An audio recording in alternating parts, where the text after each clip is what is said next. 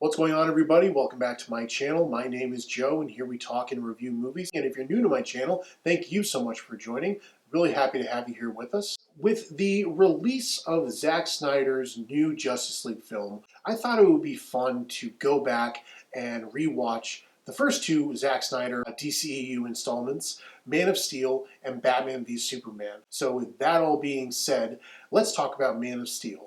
And guys, as always, please remember to hit that like and subscribe button down below. Very much appreciate it. So let's get into the video. So Man of Steel, there's plenty that I like, there's plenty that I don't, and there are places where I am in the middle.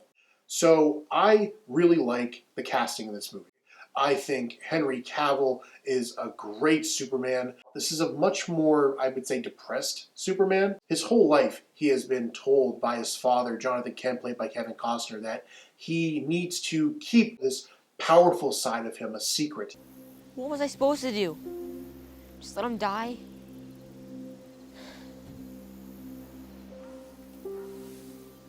Maybe. Throughout the first, maybe 30, 40 minutes of the movie, we're seeing a man who is trying to figure out who he is, but he's holding back the capabilities that make him special. There he is.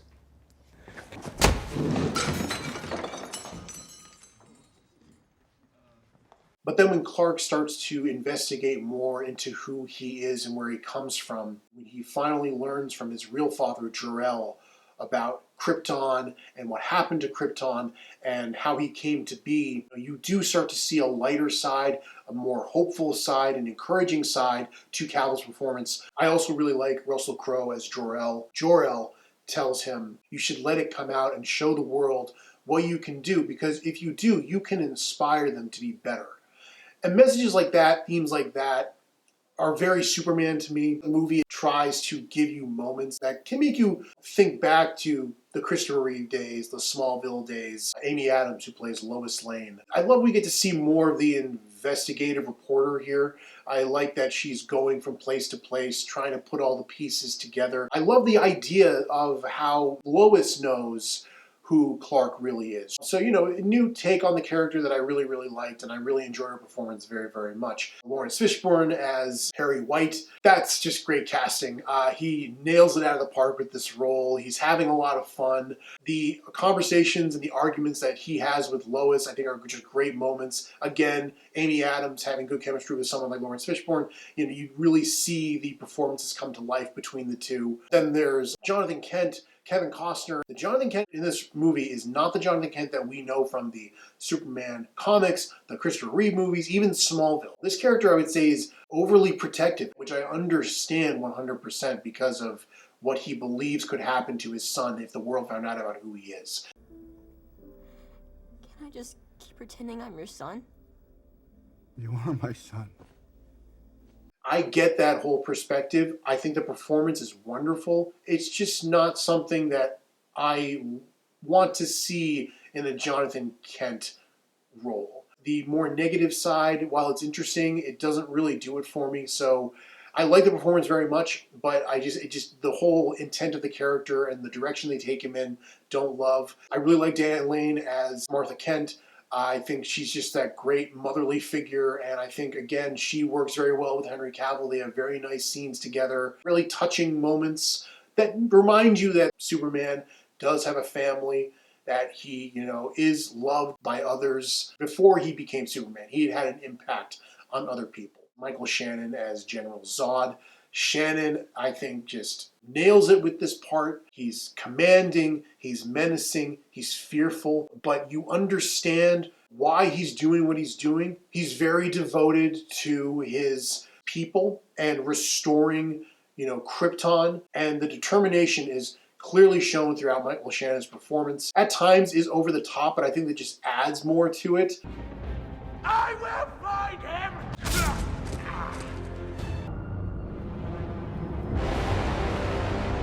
It makes the character a lot of fun to watch. It does remind me a lot of Terrence Stamp's performance in Superman 2. That role was very dramatic, at times over the top. Whenever he says, "Kneel before Zod!" It's so good.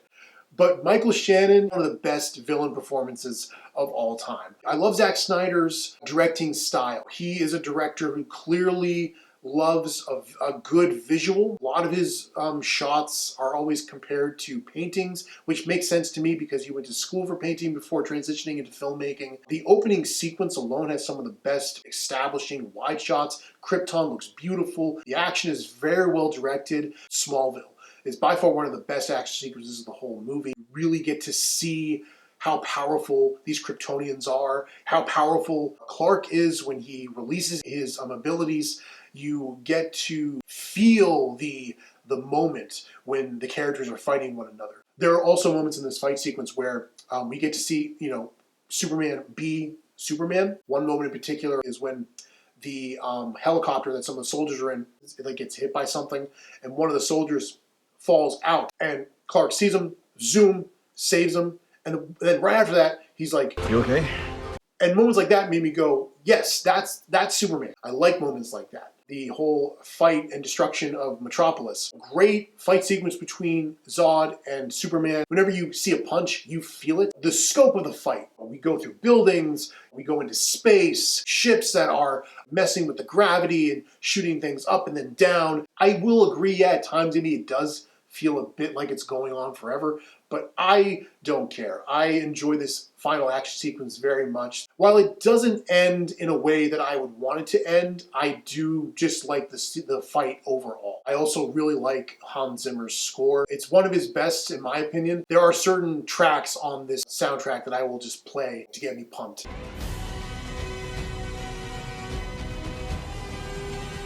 And it's Hans Zimmer. He's one of the best composers of all time. So guys, those are my positives for Man of Steel. So let's get into the negative things. Spoiler alert. If you don't want this part spoiled, skip to this point in the video. I don't like Jonathan Kent's death. The reason I don't like it is because there just doesn't seem like a reason for it to happen. It just does. There's a tornado happening in Kansas. For some reason, someone says, go to the underpass. We obviously know you can't do that. And the dog is left behind in the car. Clark, obviously, hey, I'll go get him. And Jonathan's just like, no, you go, I'll get the dog. Why? He could go get the dog and be back in an instant, and no one would see it. With all this chaos that's happening around everyone else, I don't think anyone's going to notice that Clark was able to get to the car, get the dog, and get back. The same goes for just what happens in the scene. Jonathan does get to the dog runs to the underpass with everybody else, but then Jonathan gets stuck. And Clark, knowing what he can do, is like, I'm going to go save my dad. And Jonathan raises his hand in this kind of, let's be very dramatic here. No, son, no. They can't see you for who you are. And he just lets himself get engulfed by this tornado. It's just like, come on, guys. I understand Jonathan dying is part of Superman's growth as a character, but it didn't have to happen like this. Another thing I don't like, in the final fight between Superman and Zod, I don't think killing Zod was very, very necessary. Zod has discovered that the abilities that Clark has, like for instance, being able to fly, shooting lasers out of his eyes, he's come to learn that he can do these things as well. So he's using, I guess with every last ounce of strength that he has, he shoots out his laser beams and he's about to kill this family. But Clark decides the only way to stop this is he has to kill Zod. It would have been interesting, I think, if Superman had found a way to get Zod unconscious and just take him into custody somehow. Because then in future installments, we could have had moments where, Zod and Superman have, moments where they talk to one another about themselves, about, Krypton. Maybe there could have been a mutual respect for one another that would have grown over time. And maybe at one point, they could have worked together.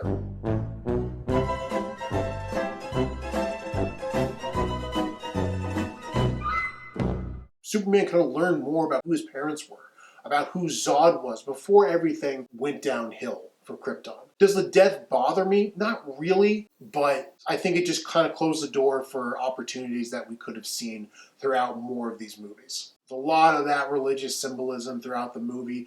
There is a moment where Superman is leaving Zod's ship and he does the whole thing where he spreads his arms out like Jesus on the cross. Religion in film does not bug me, but it just makes me roll my eyes because I'm like, I get it. Like, you know, you're treating this character like he's Jesus. Loads of people die in this movie. Like, a lot of people die in this movie. Like, thousands, I think. There's a moment where Superman and Zod are fighting and they're being flung through buildings and the buildings are collapsing, and they just get this one shot of these civilians, you know, just looking up and watching the whole thing happen. And I'm thinking, you might want to move. You might want to get out of there because, like, that building is very close to you. You could die right then and there. There really aren't a lot of moments in this movie where Superman saves people. He saves Lois a lot, that's for sure. He saves that one soldier from the helicopter, yeah.